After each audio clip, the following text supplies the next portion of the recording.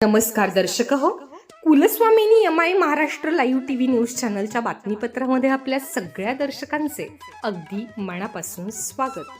आपण पाहत आहात Kulswamini MI Maharashtra live TV news.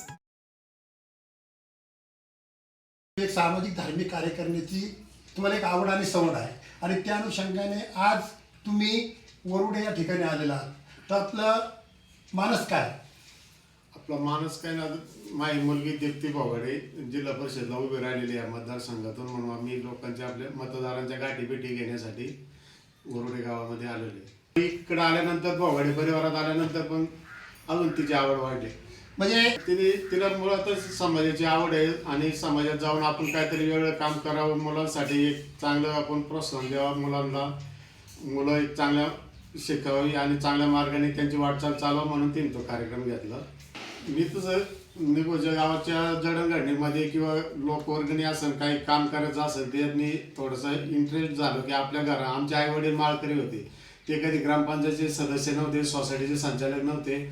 मग मला थोडं लोकांचं राजकारण बघून मला थोडंसं त्यात जावं असं वाटलं आणि मग मी 2003 साली ग्रामपंचायतीच्या निवडणुकीला उभं राहिलो. मला लोकांनी भरघोस मताने निवडून दिलं. नंतर परत 2014मध्ये सोसायटीला मी उभं राहिलो, सोसायटीचा मी संचालक झालो, चेअरमन झालो.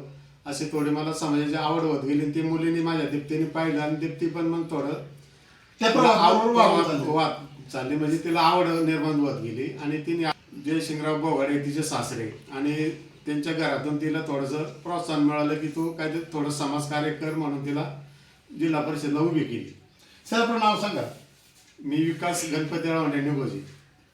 म्हणजे वसा आणि वसा घेतलेला आहे त्याच्याबद्दल आपलं हार्दिक स्वागत. जय हिंद, जय महाराष्ट्र. बोडके पत्रकार महाराष्ट्र. चालू घडामोडींचे अपडेट्स जाणून घेण्यासाठी आपल्या Kulswamini MI Maharashtra live TV news चॅनलला जरूर सबस्क्राईब करा, लाईक करा, शेअर करा व कमेंट देखील करा. बेल आयकॉनवर प्रेस करा व नोटिफिकेशन्स मिळवा. पाहत रहा फक्त Kulswamini MI Maharashtra live TV news.